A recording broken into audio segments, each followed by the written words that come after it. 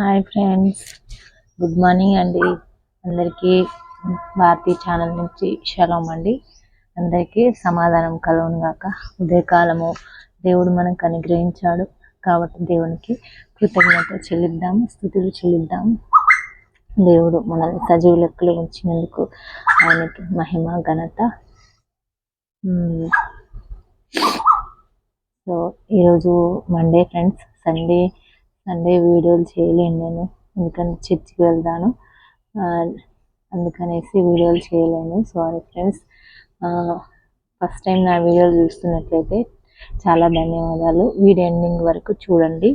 మీకు నచ్చినట్లయితే లైక్ చేయండి, సబ్స్క్రైబ్ చేయండి. దేవుని మాటలు పలకడం మన ఛానల్ దేవుని వాగ్దానాలు గురించి మాత్రమే ఉంటుంది కాబట్టి, సో మీకు దేవుని మాటలు వినాలనిపిస్తే లైక్ చేయండి, సబ్స్క్రైబ్ చేయండి.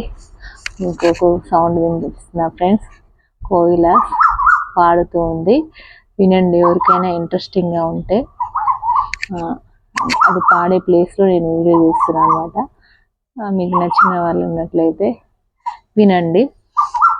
వినిపిస్తుందో లేదో మీకు వినిపిస్తుందో లేదో నాకు తెలియదు, నాకైతే వినిపిస్తుంది. సరే ఫ్రెండ్స్, ఈరోజు మనం భద్రపరచబడ్డాము కాబట్టి ఫస్ట్ దేవుని వాగ్దానానికి కృతజ్ఞిద్దాము. యెహోవా అది అందరూ యెహోవా నామమును స్తుతించుదురు. మరి చదువుతున్నాను, అందరూ యెహోవా నామమును స్తుతించుదురు. సో మంచి వాగ్దానం అయితే మనం చదువుకున్నాం ఫ్రెండ్స్. ఈ దినమంతా యేసయ్య మనకు కాచి కాపాడాలని, తోడుగా ఉండాలని మనం కోరుకున్నాము. యేసయ్య మేలులు మన జీవితంలో జరిగించాలి. హాస్పిటల్స్లో ఉన్న వారికి స్వస్థత జరగాలి. ఇంకా ఎక్కడైనా బంధింపబడిన వారు కూడా ఉంటారు కదా ఫ్రెండ్స్. ఈరోజు అది ప్రేయర్ టాపిక్. ఎక్కడో బంధించబడిన వారు, కిడ్నాప్ చేసిన వాళ్ళు ఉంటారు కదా, మరి ఈరోజు ప్రేయర్ టాపిక్ అది. వారి గురించి మనం ప్రేయర్ చేద్దాము. దేవుడు వారిని విడుదల ఇప్పించాలి వారికి అనేసి. తీవ్రవాదులు కానీ, ఇంకా సైకోలు కానీ, ఇంకా ఎంతోమంది శాడిస్టులు ఉంటారు. అందులో చెప్పడానికి చాలా రకాలు ఉన్నారు కదా, ఒక్క రకం కాదు కదా ఫ్రెండ్స్ ఈ లోకంలో. సో వారిని విడిపించాలి, వారికి విముక్తి కలగాలి. యేసయ్య వారితో మాట్లాడాలని ఈరోజు ప్రేయర్ టాపిక్. మీకు ప్రేయర్ టాపిక్ నచ్చినట్లయితే ప్రేయర్ చేయండి. ప్రేయర్ చేసే బాధ్యత కలిగి ఉన్నవారు నా ఛానల్లో ఉన్నారని నేను నమ్ముతున్నాను.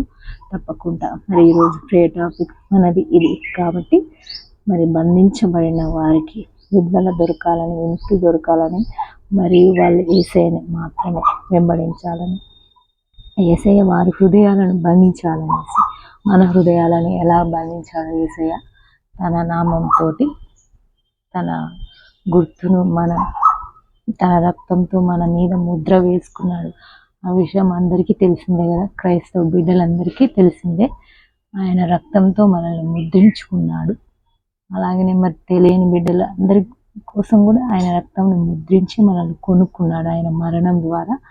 మరి వాళ్ళు తప్పిపోతే యేసయ్య ఎంత బాధపడతాడు.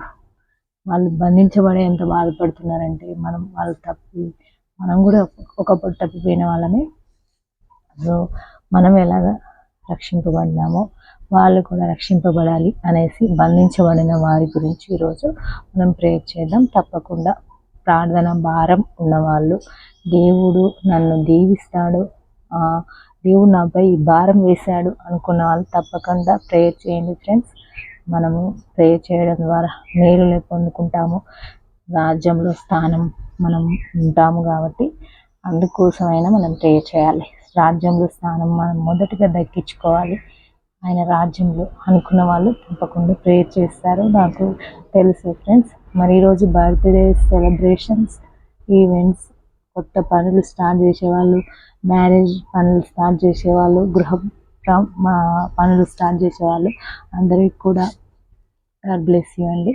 అందరి ఆశీర్వదించబడినాక అందరి కుటుంబాలు. మరియు ఈరోజు జన్మించిన పిల్లలకు ఆయుష్ను యేసయ్య అంచెలంచెలుగా ఎదిగించాలని మనమైతే మన భారతీ ఛానల్ నుంచి కోరుకున్నాము. భారతీ ఛానల్ మీకు నచ్చినట్లయితే మరి ఇంకేమైనా ప్రే టాపిక్స్ ఉన్నాయా అనేది నాకు కామెంట్ రూపంలో చెప్పండి.